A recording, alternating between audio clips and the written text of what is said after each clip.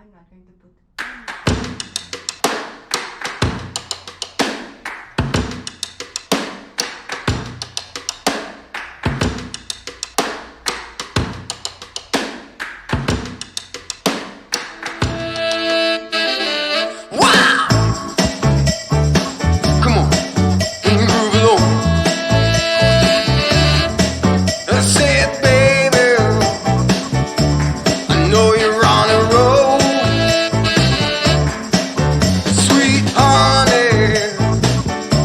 Let's take it real slow.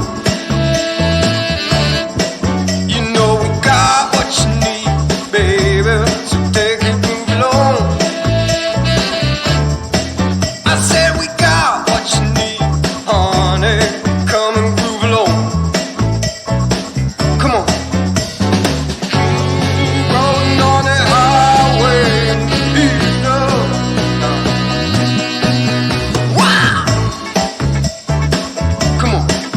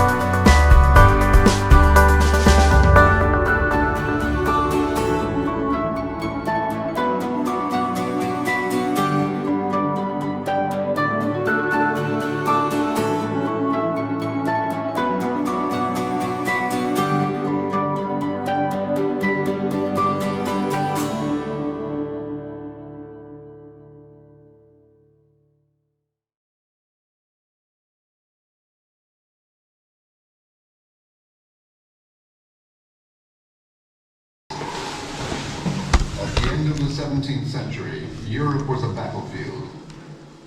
The King of France, Louis XIV, was single-handedly taking on most of the countries of Western Europe. Spain, Sweden, the United Provinces of the Netherlands, England, and a coalition of German states had all come together to form the League of Augsburg.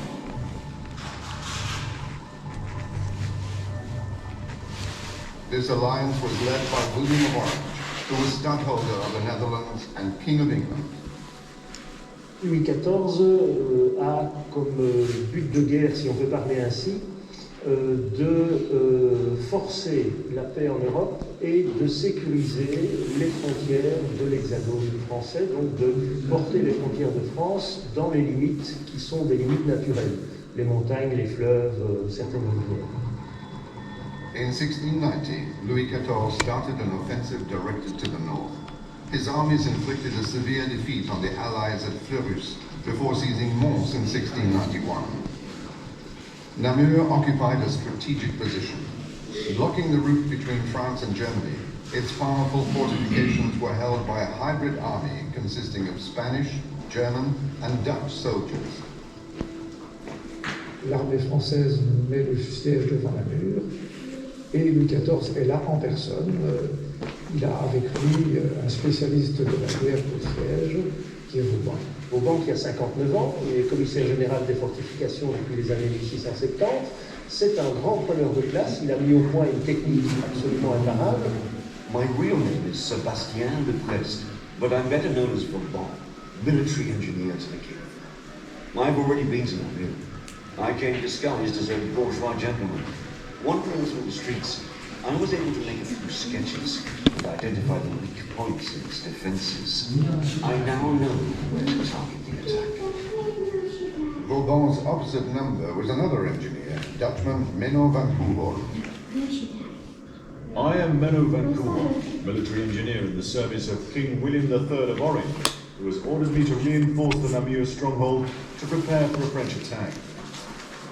The Orange fort is ready, but its batteries are not, and the French cavalry are already surrounding Namur. I hope we will be able to hold out.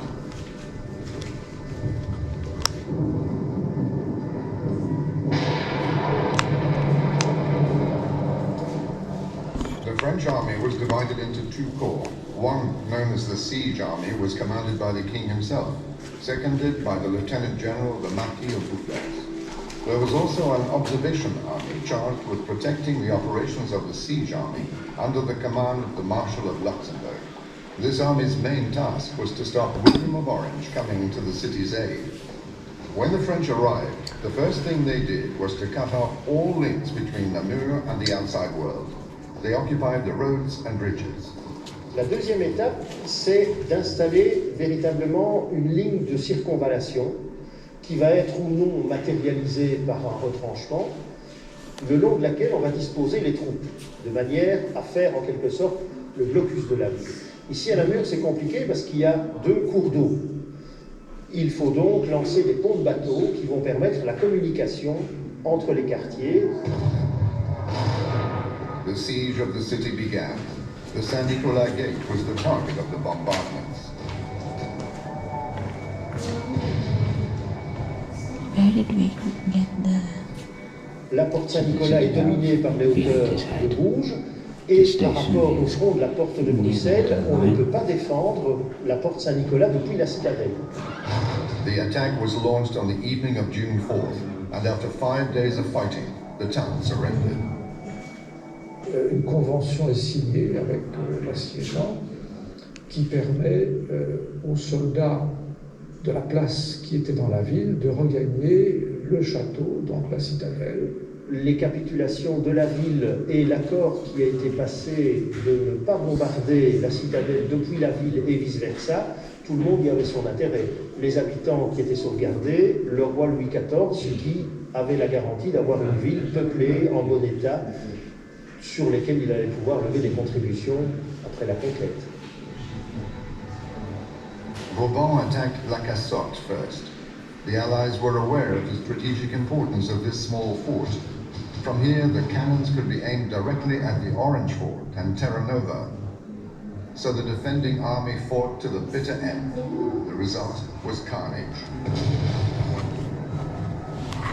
La Cassotte sustained multiple bombardments and fell on the third attack. The French then turned on the Orange Fort, which was under Couhorn's command. La technique des trois parallèles de Vauban, c'est une progression systématique, pied à pied, devant un front bastionné, un front qui comprend deux bastions et une courtine, c'est ce qu'on attaque généralement. La première tranchée parallèle à ce front s'implante à 600 mètres. On creuse des zigzags la nuit pour arriver quelques jours plus tard à 300 mètres. On fait une deuxième parallèle et enfin une troisième parallèle au bord du fossé sur le chemin couvert. À partir de cette troisième parallèle, dans chaque parallèle on peut évidemment grouper des troupes d'assaut. Sur la troisième parallèle, on établit des batteries de brèches qui vont provoquer une brèche dans le rempart. Une fois que la brèche est faite, on peut lancer un assaut, grenadier en tête, baïonnette au canon. La Cassotte fell. The French could now attack the Orange Fort. As they bombarded the site, they dug trenches to cut off the Terra Nova fort. Surrounded and demoralized, the Allied troops surrendered as soon as their enemies entered the fort through the breach the cannons had created. Il y avait des règles admises par tous les pays d'Europe et qui disaient qu'une place résistait jusqu'à ce qu'une première brèche soit faite dans ses remparts. Some 20 kilometers from Namur, the relief army, led by William of Orange, was blocked on the banks of the Meuraigne, face to face with the French covering army. La seule chance des assiégés, effectivement, c'est qu'on vienne les secourir. Ça s'est passé pour d'autres sièges, ça ne se passe pas à Namur. L'armée du duc de Luxembourg, qui est l'armée de couverture française qui se circule au nord de la Méhaigne, fait office de bouclier. Le gouverneur des Pays-Bas et le roi Guillaume III d'Angleterre, qui est en même temps Guillaume d'Orange, hésitent vraiment à lancer leurs troupes parce que s'ils sont battus, il n'y a plus d'armée aux Pays-Bas. Between June 24th and 27th, the French bombardment of Terra Nova was intense. The besieged inhabitants were running out of food, and the wells and cisterns were dry. Au mois de juin 1692, il a plu tout le temps, ce qui n'a pas empêché les assiégés, paradoxalement, à un moment donné, de manquer d'eau. The attack was launched on June 28th. After one more show of resistance, on the morning of June 30th, having given up hope of the relief army arriving, the Prince of Barbançon, governor of the city of Namur, sounded the chamade one final time as he gave the order to surrender.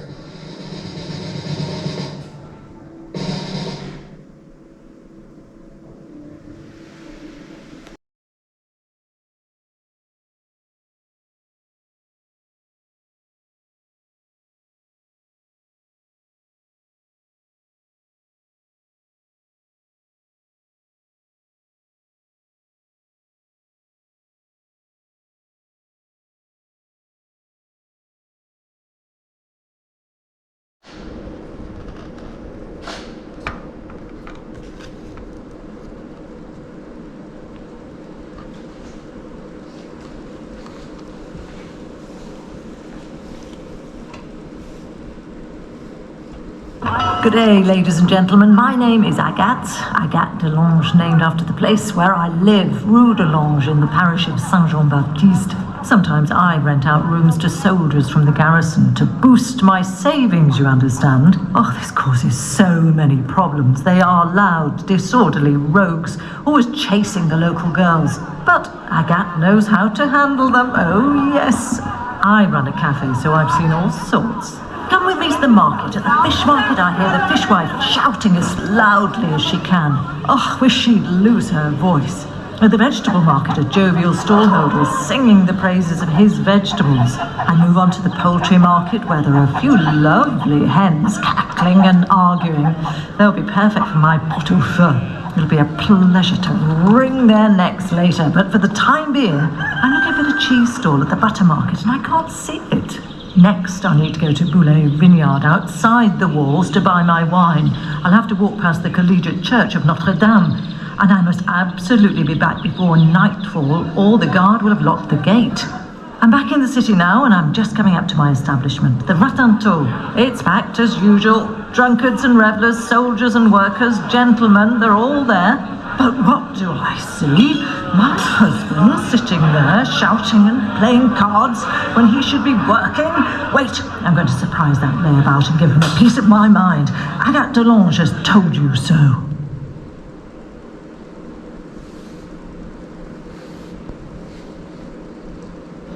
Dear students and aspiring doctors, today I, Corneille Francois Faudac, your master and resident surgeon of the city of Namur, will spare you the usual anatomy lesson here at the Hôpital Saint-Jacques, where you are my pupils. I will, however, ask you to accompany me through the streets and alleyways which are home to the poor. These are squalid districts where extreme poverty and illness are rife. Hear the cries of the afflicted, those whom society has forgotten, of these children tormented by illness and, all too often, taken by death. Here is the great hospital, where you will soon practice your profession. Never lose sight of your humanity and knowledge when you're performing your operations. Let's now enter the military hospital. Here is one of the most interesting cases. A sword wound to the stomach. His brothers-in-arms did not expect him to last long. The nuns nursed him and lit candles for his soul. But thanks to our meticulous work as surgeons, we have managed to save him.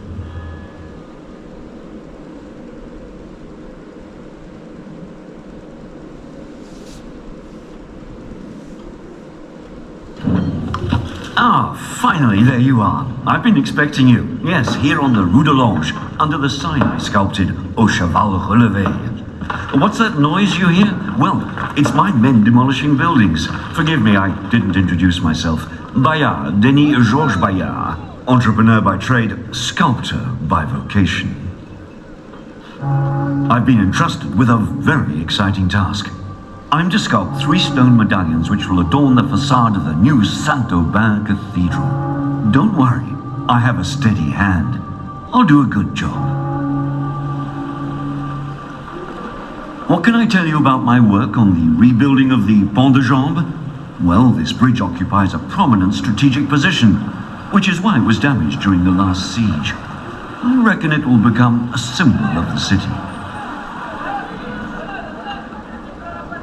Or do you remember my ancient carved wood pulpit that was formerly in the Saint Ignace church?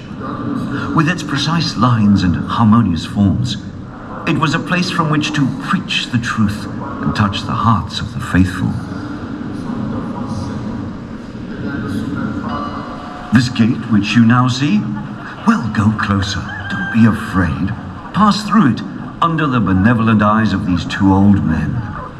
They represent the rivers Sambre and Meuse. I have little doubt that, in centuries to come, this will be a defining example of my work.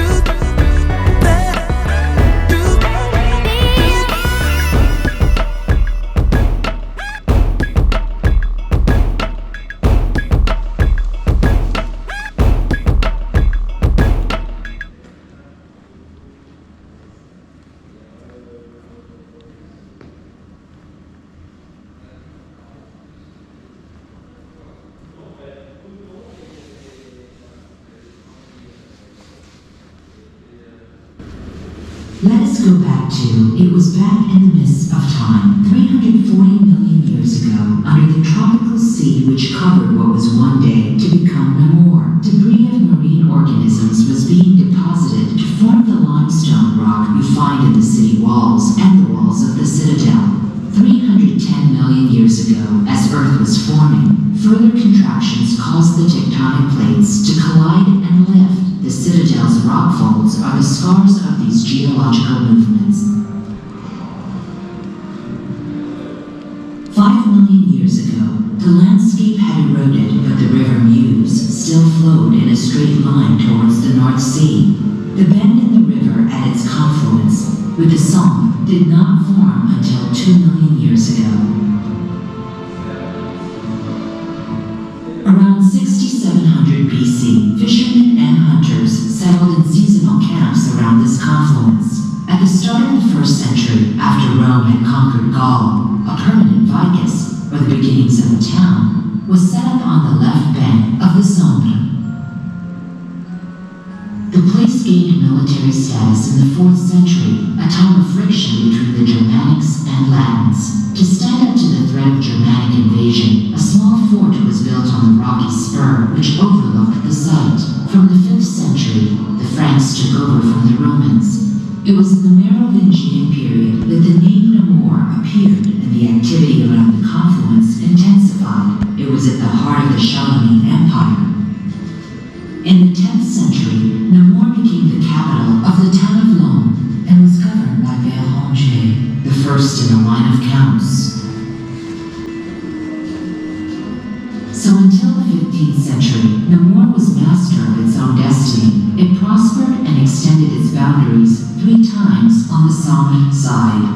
In 1421, the Duchy of Burgundy acquired the county, and Namur was drawn into the geopolitical polemics and greed it had hitherto escaped. In the 16th century, it was at the center of the empire of Charles V. It was Spanish in the 17th century, then became Austrian in the 18th, the whole time being coveted by the French. As artillery came on the scene and revolutionized warfare, the city acquired an impressive belt of bastions. On the plateau, the citadel fortifications expanded to include Medion in the 16th century, then Terra Nova and Fort Orange in the 17th century. Namur's formidable stronghold would be subjected to many sieges, the most famous by Louis XIV in Vauban in 1692. The Napoleonic conquests sheltered Namur from the border wars, so the citadel was decommissioned. The people of Namur used it as a stone quarry and a market garden.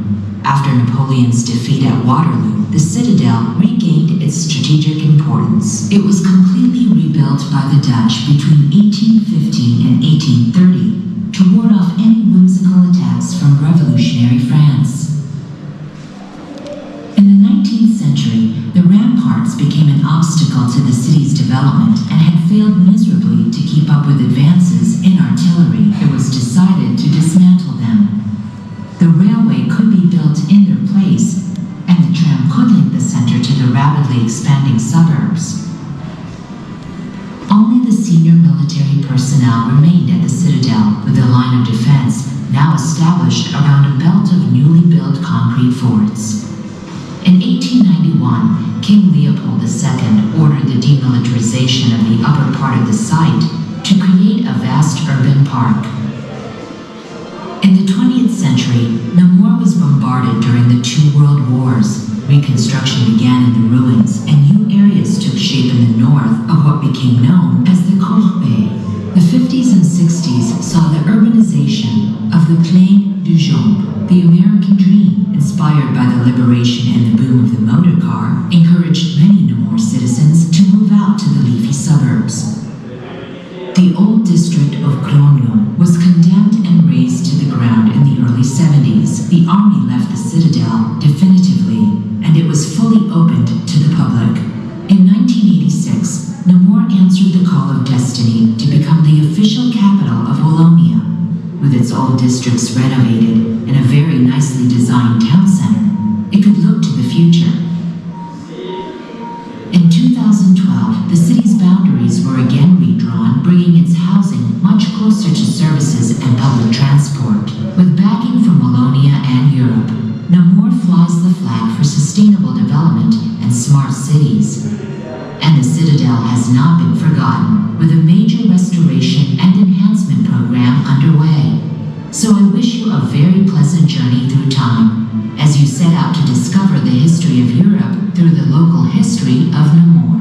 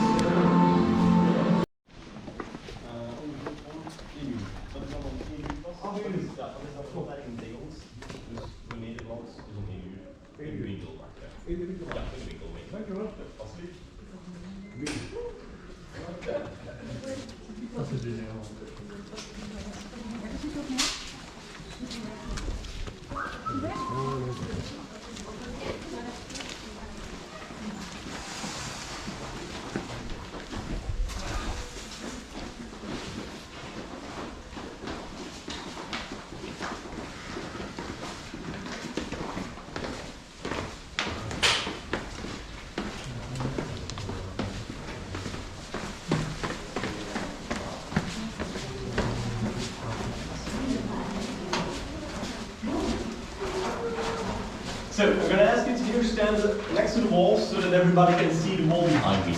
You can try to stand on both sides. So, let's get started. Now, military undergrounds, it's actually nothing new. They already exist for a few hundreds, few thousands of years. We already found some from the antiquity. And we're going to start with a few examples. So, first of all, we'll see here a castle with underneath a tunnel. That was it. Objective is here pretty easy. We dig under the walls, make these walls collapse via the underground, or simply start a fire in the underground to burn the walls down. For example, here, the Count's castle was until the 13th century still made out of wood, so fire was still very efficient.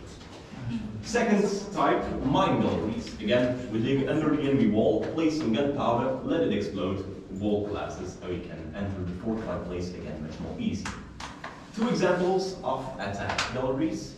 We are standing in a citadel, of course, it's to defend. So here we have then defensive galleries. First use will be indicated with this symbol during the visit, the communication galleries.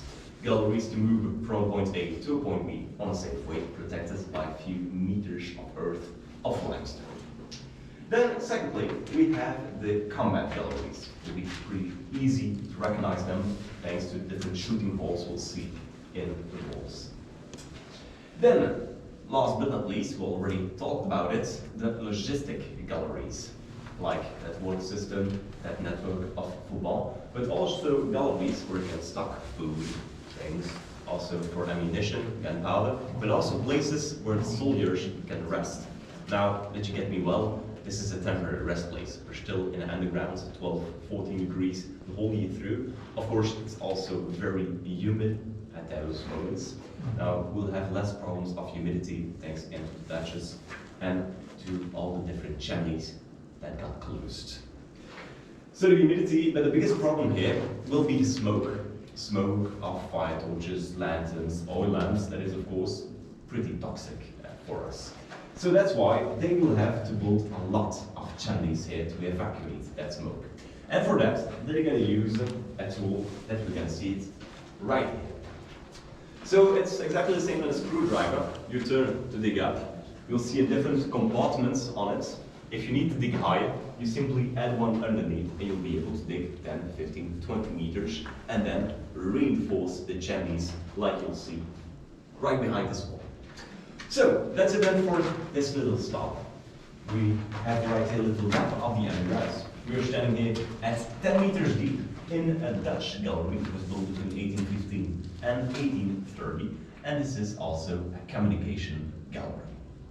All right, any questions about that? No? Okay. Now, you maybe wonder why there is a concrete wall right there in the middle of the underground. Now, like I said, this part was only militarized in 1977. Now, the guided visit of the undergrounds already started in 1912. So this concrete wall was built by the army to block the visitor that wanted to have access to the military part. So this was always built by a soldier until 1912. 1977. Okay, so that's good. Watch out for your head, of course.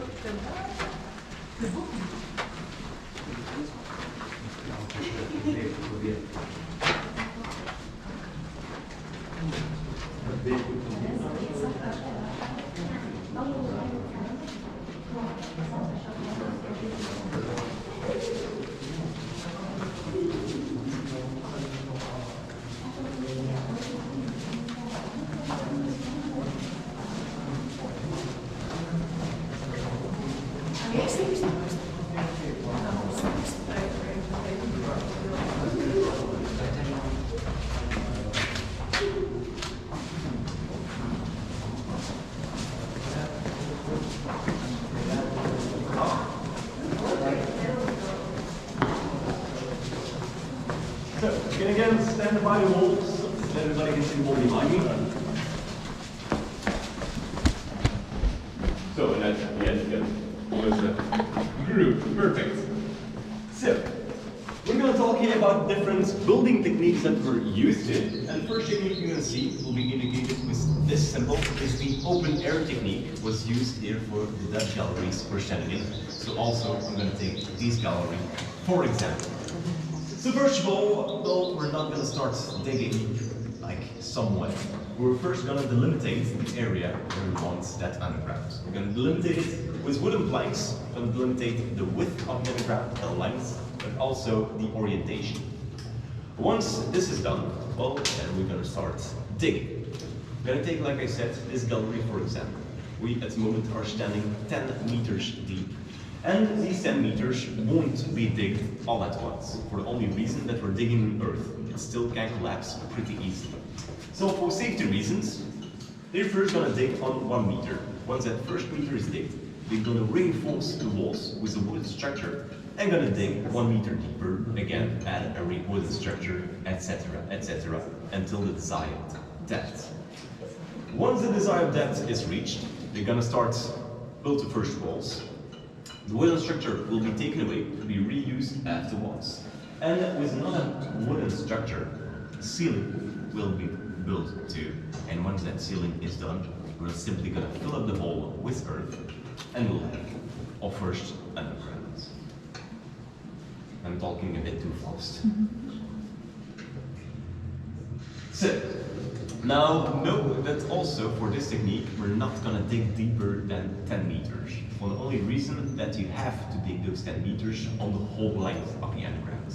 It takes a lot of time. To give you a small example, the 2.5 galleries that were built here, 2.5 kilometers of galleries that were built here in the 17th century by the Spanish, they took 6 years to build it with more than 600 men. So if you want to dig deeper, you're going to use a second technique, will be indicated with this symbol, to dig will be. You'll see it right here. So this technique is called the well technique. So we have the word well in it. So we're first going to build a well. That easy.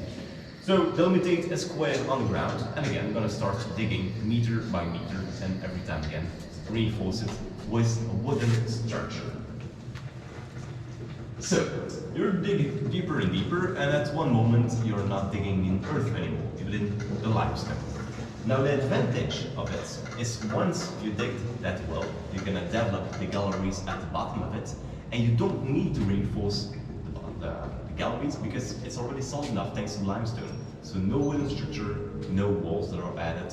You simply leave the gallery like this, also much more quicker. You'll see it also in the next galleries we'll walk through. So now the different workers that are going to work here on the citadel. First of all, we'll have our miners. You'll see left their equipment that they're going to use, and on the right, what they're going to do for the miners. It's pretty obvious. Then secondly, we'll have the carpenters. Carpenters are mostly going to use, going to work on the wooden structures here in the underground. And again, you'll see left their equipment. For the next one, it will be pretty easy. Don't need explanations. The masons, of course. Now know also that all the workers here are mostly living here in Namur, are inhabitants of the surroundings. Also much more easier to get the workers, but it's also good for the economics of Namur, that is a military city. And then last but not least, we'll have the ironmongers. Ironmongers who are during the works gonna repair the tools of the other workers, but after the work are gonna do small finish work for the small iron works, some metal for the doors, torch holders, some gates, etc., etc. And then again, little map of the undergrounds. We're still standing at 10 meters deep in a Dutch gallery, so it's still 1815, 1830. This is still a communication gallery, and it was built, like I said, it was the first technique we saw, the open air technique. All right? Questions? No? Okay, let's go then.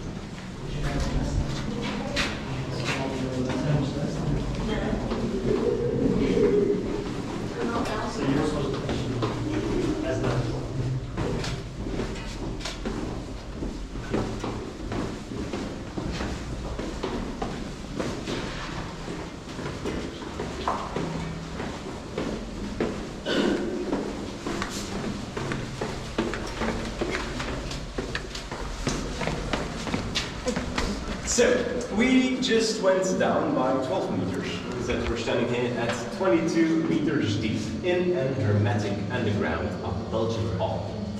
Now, this gallery was actually digged out in the 18th century by the Austrian that transformed between 1938 and 1939 into an hermetic anti-gas underground for the Belgian army for the Second World War.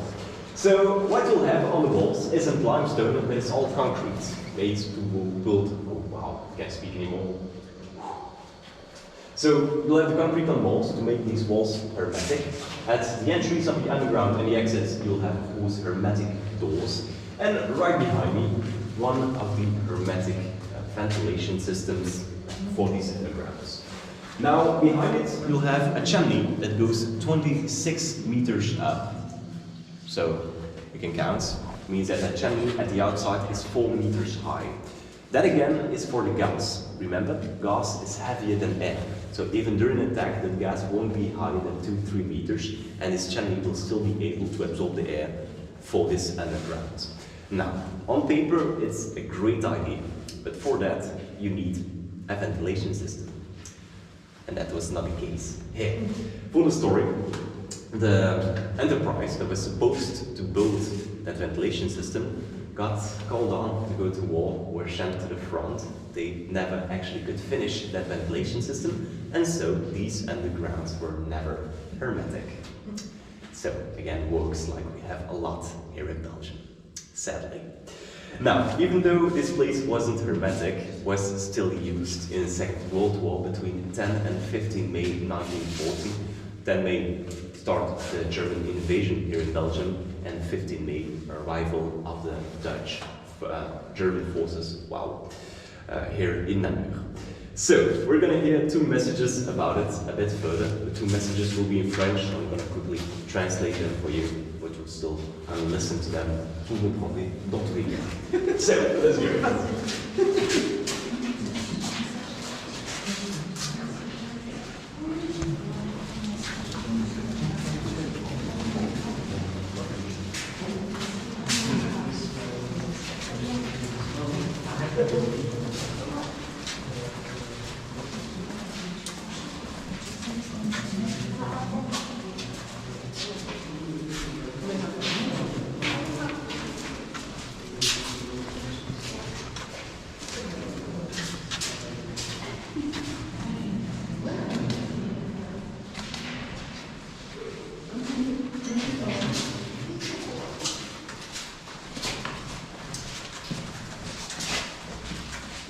So, the two messages we're gonna hear about right now, we'll hear two messages, like I said. The first message will be a message about the General de Fontaine. General that was all in the position of the fortified position of between 1058 and 1940. So we actually see right here. We're gonna hear in that message, is gonna receive a telegram from the king who is gonna announce it at the start of the war. It's needing fortified position of Namur. And so the General de Fontaine is going to contact the 9 forts around Namur to send the orders through. Of course, he's going to motivate his soldiers because, well, the war just started. The second message we'll hear about is about the king, Belgian king Leopold III, who's going to send a message to the Belgian population explaining what is happening in the ports of Namur, why the soldiers are fighting, and that the Belgian population has to be thankful for the soldiers that are giving up their life for their freedom. I'm going to put them on right now.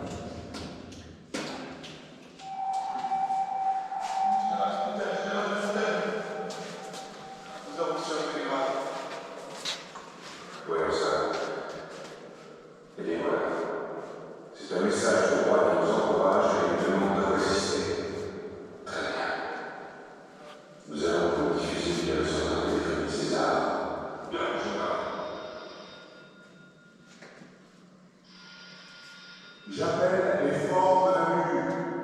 J'appelle les forts de Namur. Commandants de fort, officiers, sous-officiers et soldats de la position fortifiée de Namur, résistez jusqu'au bout pour la patrie. Je suis fier de vous. And then the second message.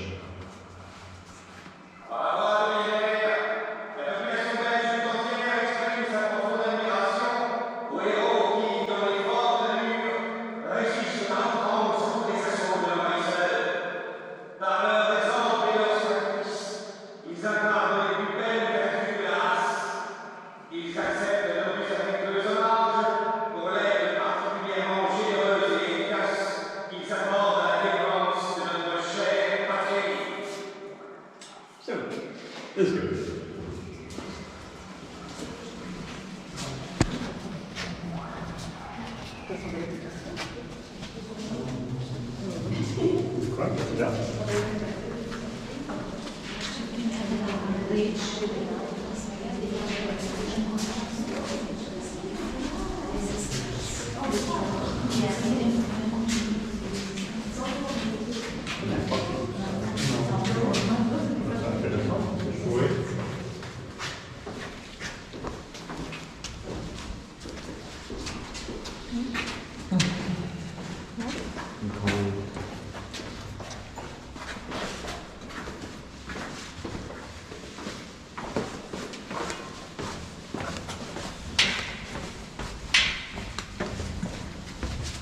So, you'll see up here two soldiers, clearly from two different eras.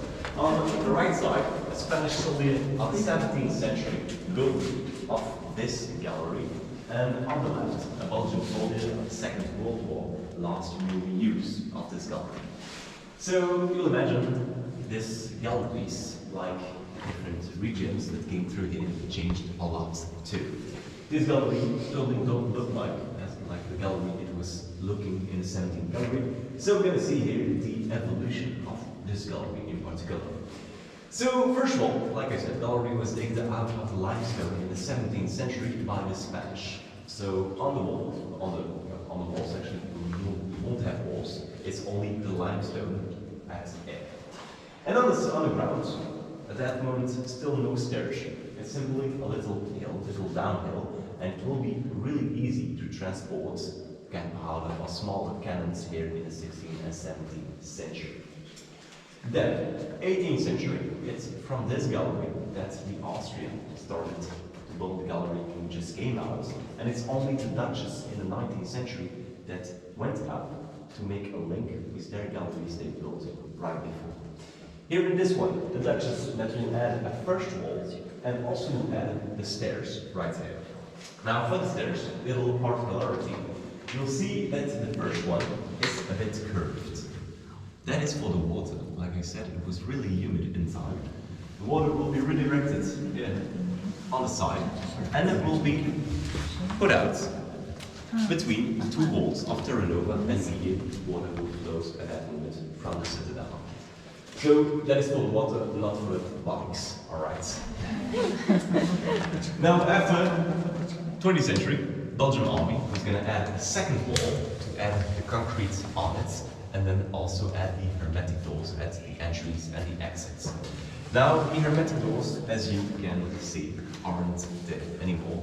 They disappeared during the Second World War. The only plausible explanation for that is that the Germans took away these steel doors to melt them and to use the steel for something else. Was done a lot during the wars in Alright, so we continue, we'll go a bit further, going to a Dutch gallery again, and we'll see a little shooting exercise from the 19th century.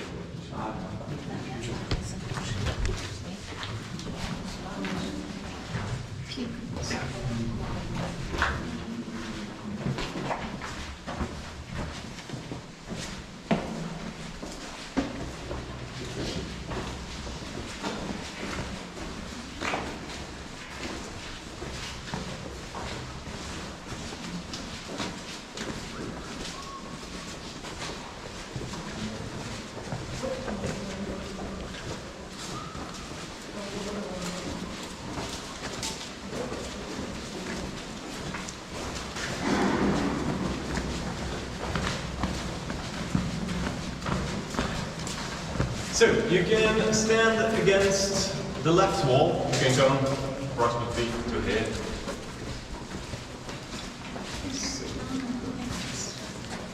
And now it's your moment of glory.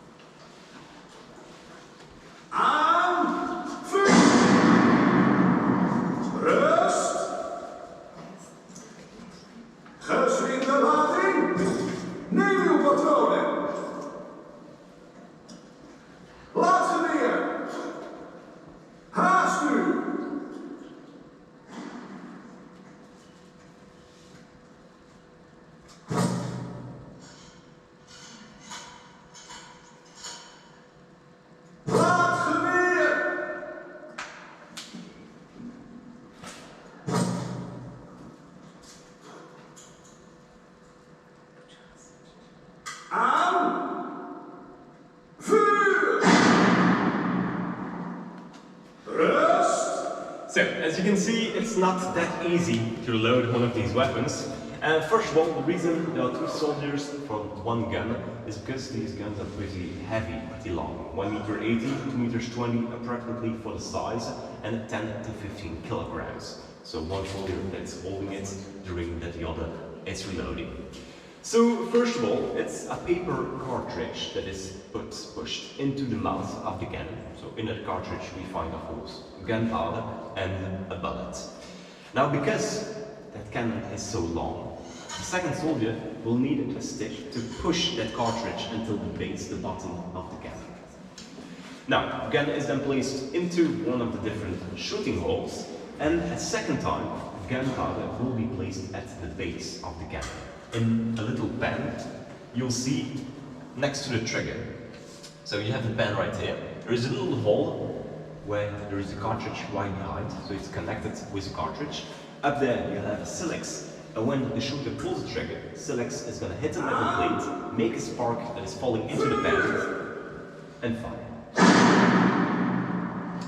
As you also can see, it makes a lot of smoke, and we can imagine the smoke that it was when almost all these shooting holes were used. The reason why we have up here a whole row of chimneys, of course, to evacuate that smoke. Now you also see, if you look through the shooting holes, that in front of us is another wall. Go through, look. Wait a bit further here. So I know it doesn't look really logic why they're shooting against a wall, but the wall you'll have in front of us is older than this gallery. So this gallery was placed here on purpose. Remember what I said in the start of the visit. The citadel only can be attacked from one side, from the west. The west is right here, in that direction. That means that first Terranova will be attacked by the enemies. When Terranova is taken over, the soldiers of the citadel come back here in these undergrounds or the median, and when the enemies are coming to attack the median, they have to walk all over it to attack the wall here. And so these enemies are shot from the back from this gallery. So the use of this gallery right here. Alright, let's get started.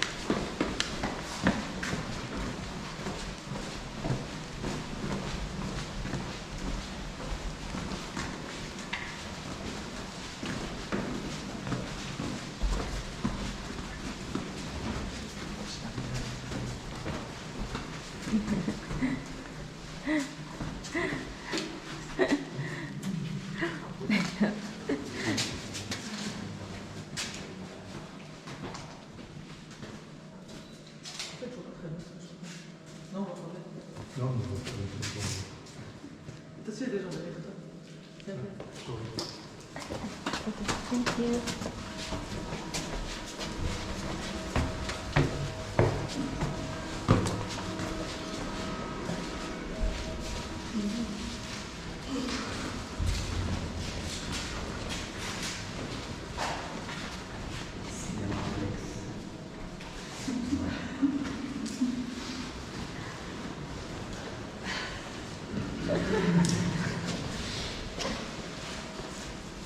So, we'll see here a view of the citadel of today.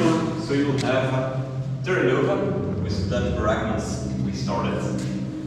Median right here, and the Count's Castle there. You at the moment are standing with your back against this wall right here. So you have Namur in your back with the Sambre, and in front of you, you'll have Jean with the Meuse. We just entered Median, part that was built here in the 16th century by the Spanish, and we are standing right now in one of the two bastions of the citadel, right here in this one. Now, the room we are standing in at the moment is called a casemate. Casemate comes from the Italian, it's casa mata, literally a crazy house or a crazy room. And the reason they're gonna call this place a casemate is because we're shooting out this room with the cannon to the outside. So it's a pretty dark room with a lot of noise and a lot of smoke. everything for very good mental health. The reason they call it casemates. Now we're gonna see here a little shooting exercise, but this time with a cannon. You'll see the exercise looks pretty much the same than with a gun, with a few differences.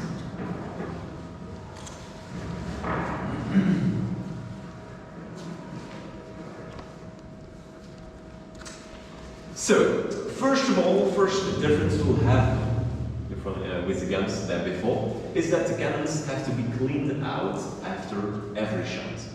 And for the rest, it's almost the same. So, first, a charge of gunpowder will be put into the cannon and pushed away until the base. And what he's going to put in right now are hair and fibers. It's actually going to block the gunpowder to move. We're going to block the gunpowder at the base of the cannon, but also make the inside of the cannon hermetic, so there will be power loss when you ignite the gunpowder. Cannonball will be placed then in the cannon, second charge of gunpowder right here, and it will be ignited with a warmed iron and fire. So like I said, there will be a lot of smoke in this room. First reason, we don't have any chimney to evacuate that smoke. The only openings we have are the two openings we'll see here in the walls. And even though the walls are really big here, we have the biggest walls of Namur Citadel, and those are 5 meters 50 thick. So of course, the ceiling is higher than the openings, so the smoke will stay constantly in this room. Again, reason we call it casemate, because of its uncomfort. Again, the lamp. So we're standing here 8 meters deep in a Spanish gallery, 1542, 1559. Common gallery, and it was built with the first technique we saw, the open air technique. So, any questions about it or something else? No? Okay, let's go then.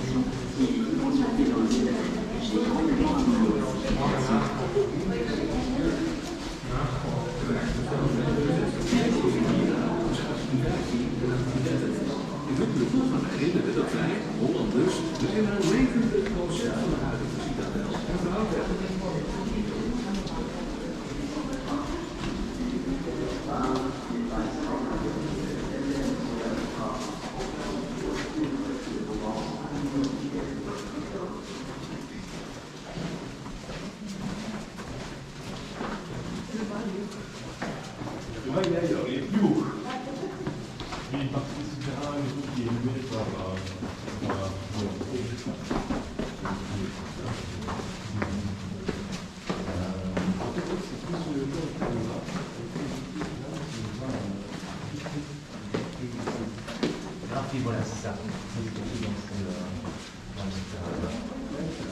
C'est dans alors c'est parti là, il a trafiqué c'est vraiment réservé pour le vin, c'est privé du bug, il l'a pu acheter, donc non c'est pas acheté. En fait il faut savoir que dans tous les cas les souterrains appartiennent de la ville, quoi qu'il arrive, mais nous avec notre Edvel ici, on loue une partie de ces souterrains, la parfumerie elle loue une autre partie des souterrains, et du coup pareil pour le vin. Voilà. So, you saw in the previous gallery a few projections on the wall, and these 5 projections were actually about the 5 most important engineers that worked here on the Citadel. You saw a few dates, a few maps, a few names also from these engineers. So you can see them again in order. The first one was an Italian engineer that worked here in the 16th century under the Spanish army and built here on the Citadel, median, where we're standing right now. Then the 2 second ones are actually together, 2 Dutches, Mino van Koehoorn and Solomon van Es, that both worked here in the 17th century and worked to build Terra Nova, where we started the visit in the 17th century again. Then the next one is Sébastien de Preste-de-Vauban. We already talked about him in the start of the visit. We're going to skip him here because we're going to talk about him right in this gallery. And the last one was again a Dutch engineer, Everard Evers, that worked here between 1815 and 1827, date of his death, and here rebuilt the whole citadel we see today. That's it. Okay? Now, here we're going to talk about Vauban, French military engineer of the French King Louis XIV, and he arrived here in 1692, after one of the biggest sieges here of the citadel. So we're in, to give you the context back actually, we're in 1692. Louis XIV, the French king, is looking for natural frontiers for France. Now we have here Namur.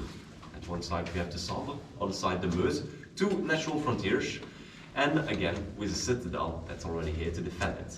Ideal place. He's coming here with his personal army, and to give you an idea of the forces, we're going to fight against each other here. On the side of Namur, they are 8,300, and on the French side, they are 76,000. So, pretty big difference. The siege is gonna take 1 month, and after 1 month, the Spanish here are gonna surrender for the only reason that they don't have enough logistic galleries here. Not enough food, and not enough stock, not enough gunpowder, not enough ammunition, nothing at all. And that's the reason why Vauban built that much of logistic galleries. That water system, that gallery, that network is gonna absorb that rainwater to redirect it to the water system. And here, 4 logistic galleries. So we're standing one of them.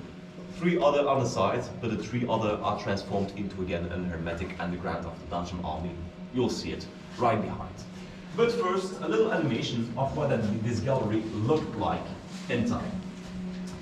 So it was actually a very small gallery. The entry was right behind this wall. It wasn't there in time, so we had access to the Count's castle behind it. You'll see it outside. And it went further until the first stairs behind. So very small gallery, only used for stock. We're standing here at 13 meters deep. This gallery was digged out of limestone, but Vauban made a little mistake. The place he chose to build this gallery, well, the limestone is way too fragile here. The layers are way too thin. And actually, this gallery is gonna constantly collapse. Those layers are really thin. You see it from the outside. I'm just gonna put my hand on it, and you'll see it just break through. It just crumbles away. So, like I said, classic logistic gallery, and reinforced again by the Dutches in the 19th century. Not only from the inside, but also from the outside. You see the fortifications are 4 to 5 meters high, because this gallery was literally collapsing. You'll see it again from the outside. And of course, we'll have some little rats inside, because, well, we have food. So, let's go.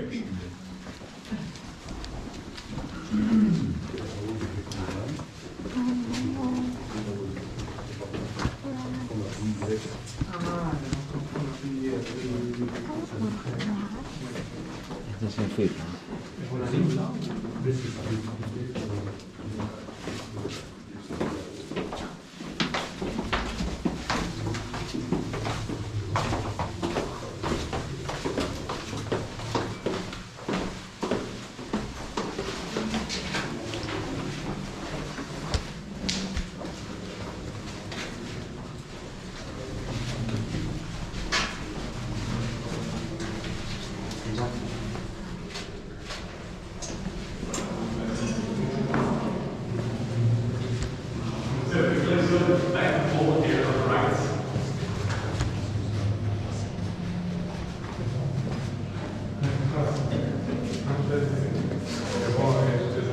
Okay, right here we're gonna do a little review of what we saw.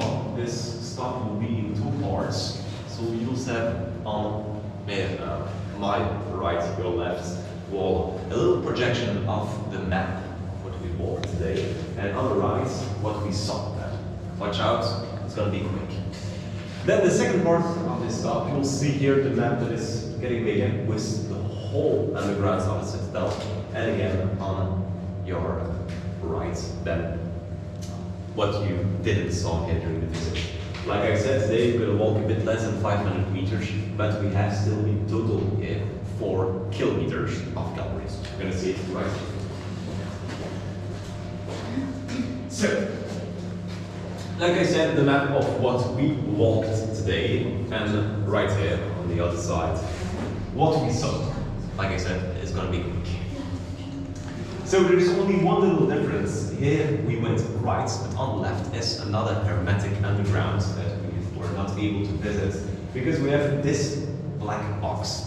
It's called the Caesar communication system. The communication system that was used of the Belgian army to communicate with the 9 forts around Namur was burned down while the Belgian army left on 15 May 1940. So we are showing right here, and the exit is a bit further. You'll see here again the map expands with all the undergrounds we still have today. And what you'll see right here is the undergrounds of Vauban. It's going to absorb that rainwater and redirect it to different water systems. You'll see underground a line of blue stone, and underneath it is that canalization system linked to different systems. Okay? Then, the next scene right here will be about the galleries you'll see here under the walls. These are counter-mine galleries. I was explaining in the beginning of the visit what mine galleries were. These attack galleries where you put gunpowder under the walls. Well, this is to be able to defend them against a type of attack. So we're here in the Citadel. We're gonna dig galleries under the walls, a bit outside actually, so you can hear the enemy coming. You're gonna place yourself some gunpowder to make the enemy gallery collapse. Now the problem and the reason we don't go in there is because these galleries are very small. 90 centimeters, 1 meter large, for 1 meter 10, 1 meter 20 high. So yeah, the reason is pretty enough, I think. And then the galleries you'll see right here are galleries to have access to those counter-mine galleries. But these galleries were totally open for public until 2016. Now we sadly had to close them down because these galleries were unstable. We are going to renovate them, but it won't be in 10 to 15 years because we already started renovation works in 2012. Renovation works of all the walls of the Citadel. So you imagine it takes a lot of time. We're at the moment at the half of the work approximately. So again, renovation work are going to start in 10 to 15 years time to end these renovation works. So if you want to do an open, free guided visit of the undergrounds, well, you come back in 15 years, okay? So, let's go.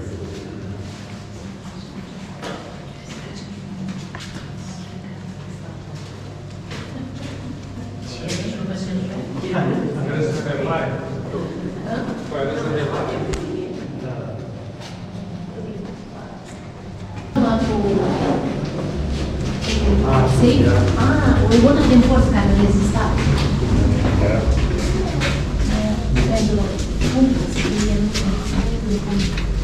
Oh là là.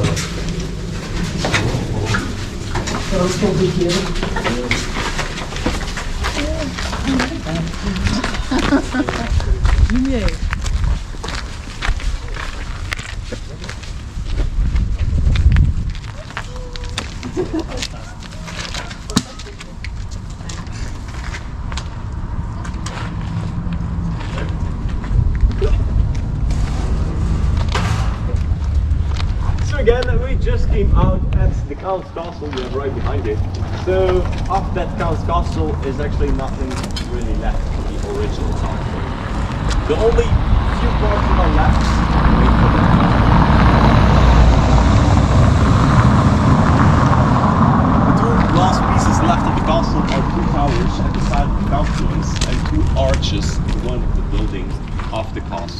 All the rest, everything you see from here is again Dutch from the 19th century, between 1815 and from 1830. If you want to see on the castle, it's also actually posted and follow the road. It will be on the castle. You can walk around until 8 p.m. For the galleries of Vauban, the one we were standing in, which was actually collapsing, come with me, I'll show you.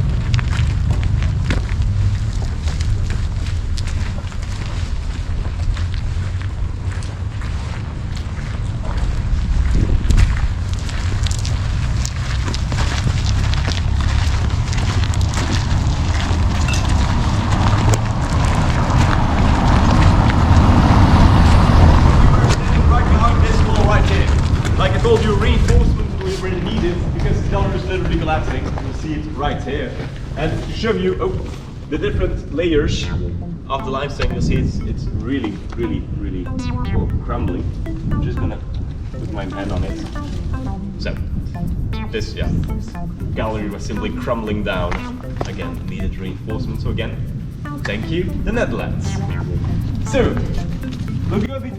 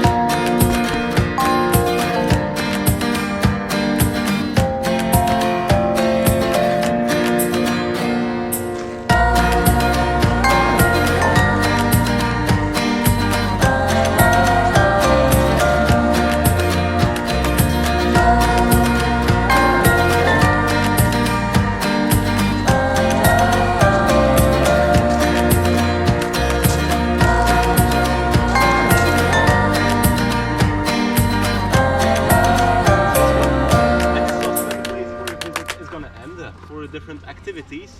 You'll have the next train that is starting in 20 minutes.